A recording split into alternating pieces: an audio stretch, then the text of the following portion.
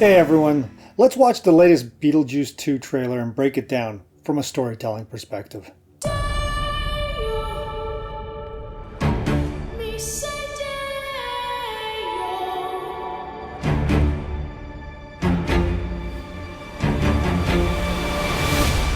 Can't believe Grandpa's dead. Death is hard. Yeah, sometimes I think life is harder. You can see right off there's some retconning going on from where the first Beetlejuice movie left off. Like, why is Lydia so gothy again? At the end of the first film, she was pretty much a normal looking kid, having shed the goth look she'd had until pretty much the very end of the movie. Thanks to the Maitlands, she embraced her love of life and shed her obsession with death. But here she looks like that had never happened, or that she reverted back to her gloomy outlook and image for some reason. Is it because her father is dead? Or because she's raising a child all alone?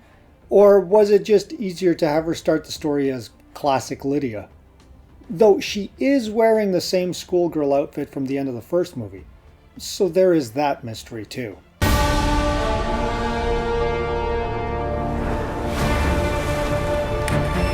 When I was a teenager, a trickster demon terrorized our entire family and tried to force me to marry him. I believed he was gone forever until you found this in the attic. But it also brings up a good point.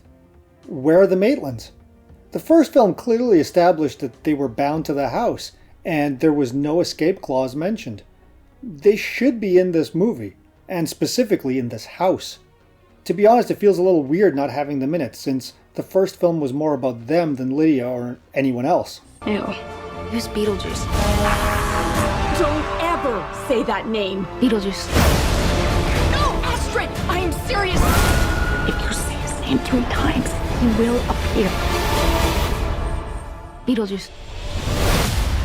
The juice is loose.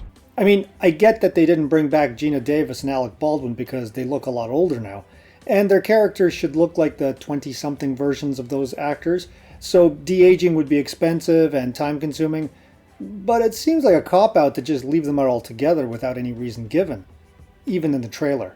Hopefully they address this somehow. I'm gonna make you so happy. As for Michael Keaton, I feel that he's shown as somewhat aged, but still pretty darn close to how he looked in the first film. He's not exactly a typical ghost, and the first film established that the same rules that bind other ghosts don't really apply to him, so the fact that he's not aged works for me in this regard. The living.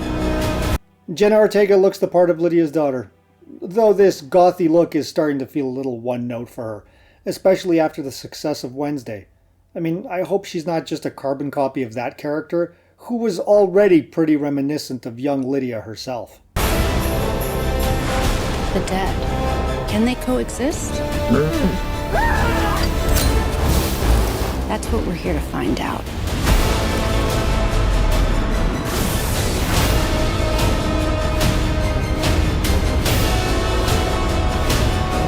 And the supporting cast looks solid. Monica Bellucci looks amazing, and Willem Dafoe is great in pretty much anything. Nice little cameo from Danny DeVito doesn't hurt either. Where's Beetlejuice? Where's Beetlejuice?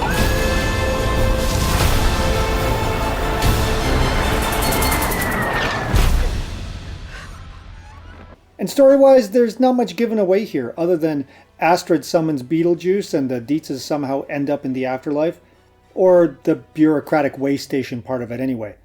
And it looks like Beetlejuice maybe ends up in charge? Beetlejuice. Feel free to express yourselves. Don't be afraid. You're a figment of my imagination. Really? Is this a figment of your imagination?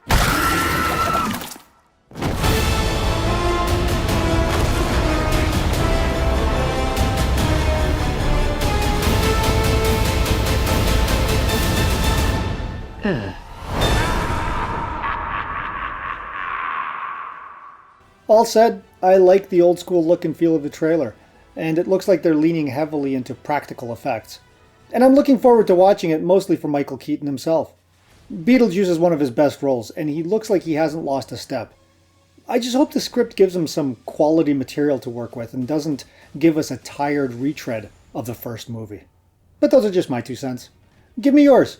Let me know in the comments below what you think of this trailer. Don't forget to smash that like button, subscribe to my channel, and hit that notification bell to stay updated with the latest content. Until next time, stay creative.